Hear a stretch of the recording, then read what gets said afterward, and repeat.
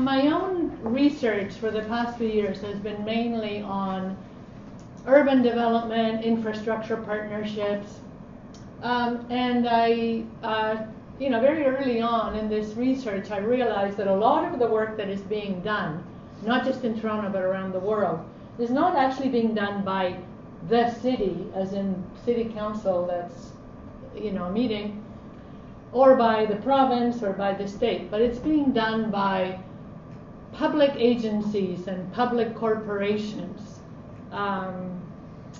So I want to talk about that because I think that's background to understand what kind of being Waterfront Toronto is. And also it may be helpful to you when you go to those endless community consultation meetings. I was at one last night for the Unilever site, and the more you know about agencies like Metrolinx or Waterfront Toronto or whatever, and there's some things that they have in common as corporate legal entities, the more you know about them, and the more you realize they're not the same as the city, the more informed you will be. Because the agreement that we're talking about here is not between the city and anybody, it's between Waterfront Toronto and the Google entity. So, we have to understand what kind of a beast that is. Now, as Christina mentioned, and as most of you probably know, Waterfront Toronto is unusual because it was formed by 3 levels of government. That doesn't happen very often, but it's structured very much the same as all of the other zillion agencies, boards, commissions, and public corporations that do now most of the work that used to be done by ministries of public works. Remember them? Mark and I probably are the only people old enough to remember when there were such things. Now we have Infrastructure Ontario, which is an agency, and it's a provincial agency, but it's arm's length. It is not the government. It is an agency created by government that hire private sector people at private sector salaries, and they have some accountability, but they're arm's length. So a lot of people in critical urban studies say, oh, it's because of neoliberalism we have all the creation of all these sort of quasi-corporate public agencies. But actually that's not true. The Port Authority of New York and New Jersey is one of the most powerful and important of these public agencies, and it's almost 100 years old. And it's both a developer, a transportation provider, and a property owner, and on land that the Port Authority controls, City of New York zoning laws do not apply. They're a legal island. That's just a little factoid that I think will get you, thinking about why it's important to differentiate the city from various public corporations. Boring as this topic might seem, but anyway, this sector, the whole sector of agencies, boards and commissions, ABCs as they're known in kind of Ontario administrative law. In the UK they used to be called quangos, which was like quasi non-government something. Anyway, nobody uses the word quango now. There's no stability in naming them, which means that people often don't recognize the similarities, but just because they're called a quango in one place and a board or a commission somewhere else doesn't mean that they aren't legally, structurally the same. Now this sector is fraught with accountability problems, or maybe, to put it maybe more positively, accountability risks. And you can mitigate those risks, but you got to know what they are. And I have serious concerns about how Waterfront Toronto has been managing this whole process. In terms of realizing what the accountability risks are. Accountability also is not the same as transparency. I'm going to talk about transparency in a minute because I'm going to make a call for Waterfront Toronto to release the actual agreement with the Google company, because I don't see any reason why it shouldn't be released, and if they want to redact something in it, they should say why. So I'm going to talk about transparency, but accountability is not just transparency. The University of Toronto post the minutes of governing council online, and they're extremely lengthy, verbose minutes that go on and on. There's transparency, but trust me, I've read governing council minutes for the last 5 years. I wouldn't wish this on anybody. There is very little, if any, accountability. The volume of verbosity and the length of the document that you get bears no relationship to the useful information. Infrastructure Ontario project agreements. I spent, a couple of summers ago, I spent almost the whole summer with the help of 2 lawyers and an economist reading Infrastructure Ontario project agreements, because in the name of transparency they post them online, though they redact the financials. Well, it turned out it was totally useless, which actually my lawyer friends kind of intimated. They said, I don't think you're going to find anything that interesting. But I thought, oh, great, transparency, here's the actual agreement. Well, no, because they don't tell you how the project was chosen. Why is there a hospital in Mississauga and not in Brampton? Who knows? Who decided what the budget is going to be for that hospital? Who knows? That's not part of the agreement.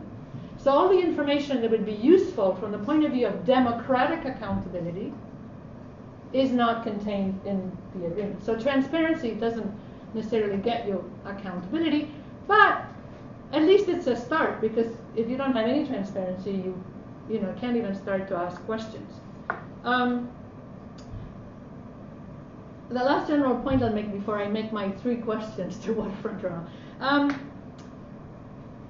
In places like Infrastructure Ontario or Metrolinx or other sort of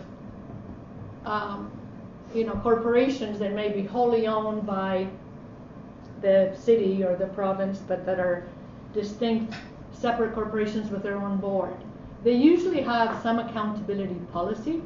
But usually what that means is the kind of accountability that corporate boards of directors are subject to, right? So if you work for a private company, you're accountable, of course, to your boss and then ultimately to the shareholders. And there's all of these processes so that the board of directors don't run away with the money or whatever. So Infrastructure Ontario, for instance, has a governance section on their website, but it's all about corporate governance. And, frankly, I'm not too worried about massive corruption, so all the measures they have in place, okay, they're fine, but they don't do anything for democratic accountability to the people. And, talking about the people has fallen out of fashion except among the right wing, but it's accountability to the people that is actually important here, especially when we have an agency like Waterfront Toronto that's accountable to 3 levels of government, which in some ways is like really fudging the issue, and you don't really know who's the boss or anything like that, whereas with the TTC, it's the city that is responsible for that corporation. So to my 3 points.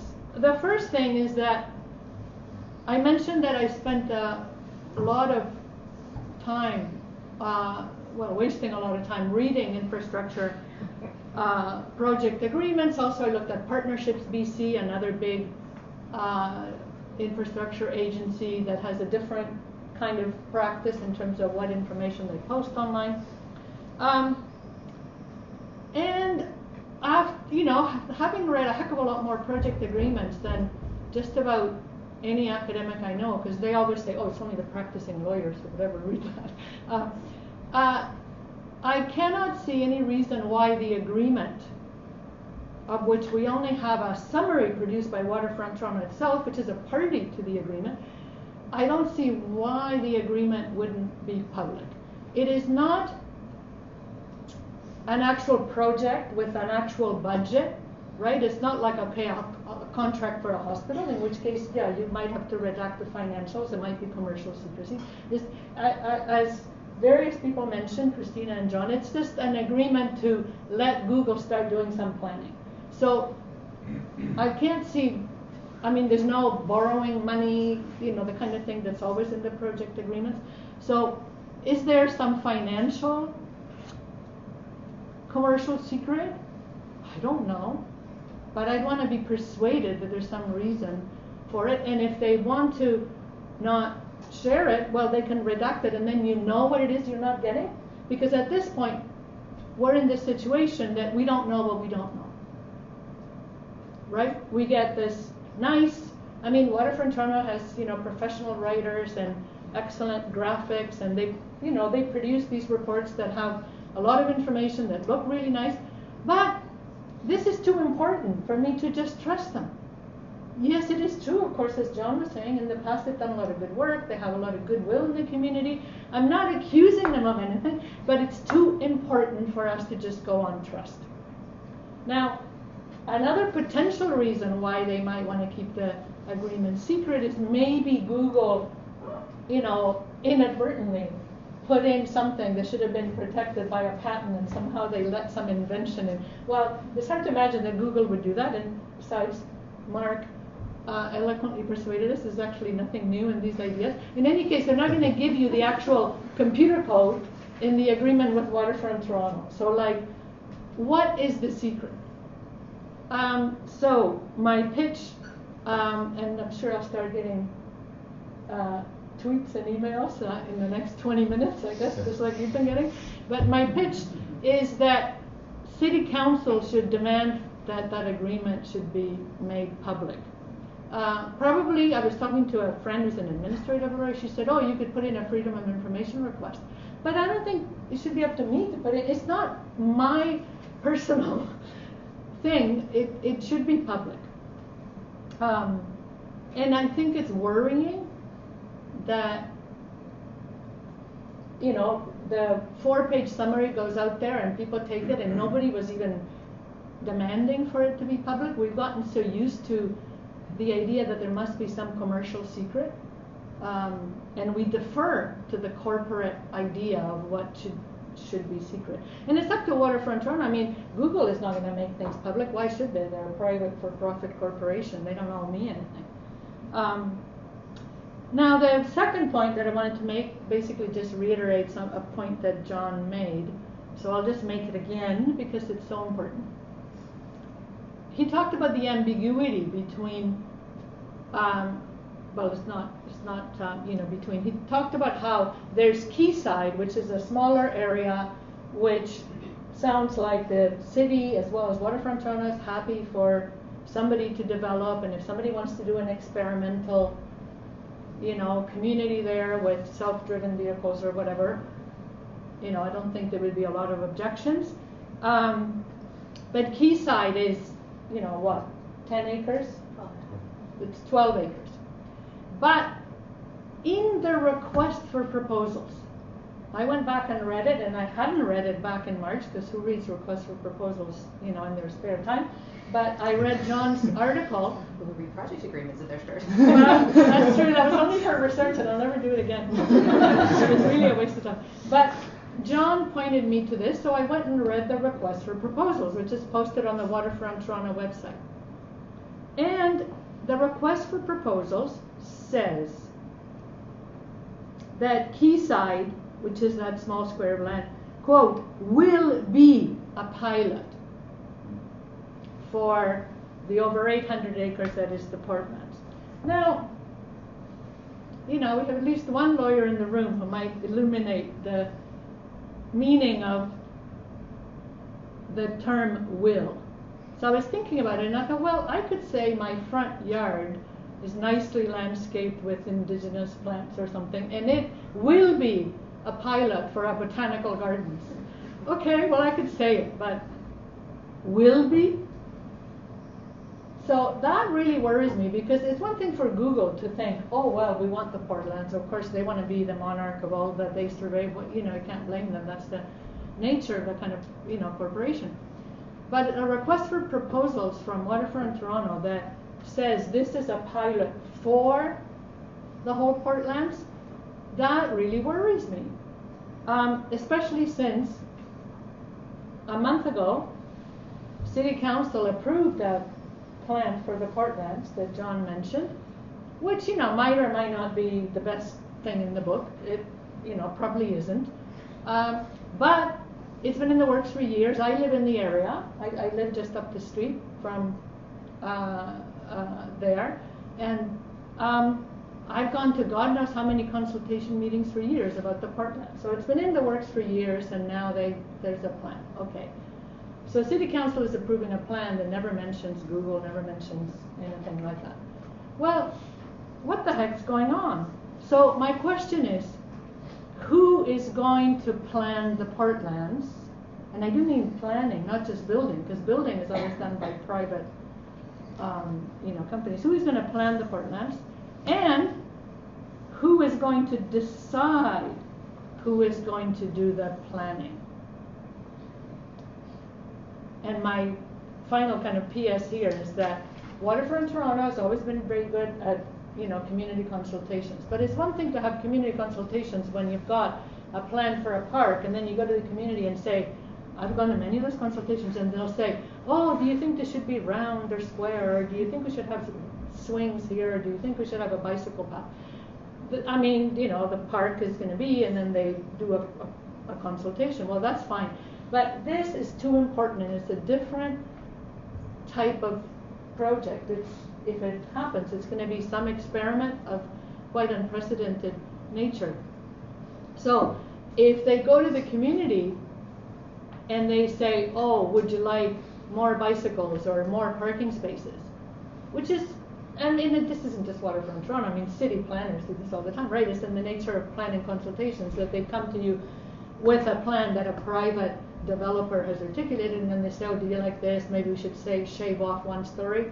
How many people here have been to community consultations, planning consultations? Lots of people. So you know exactly what I'm talking about, right? So, community consultations to tweak something is not the same thing as democratic accountability before the fact. And having diverse communities represented in deciding who decides. I'll leave it at that. Okay, thank you very much, Mariana.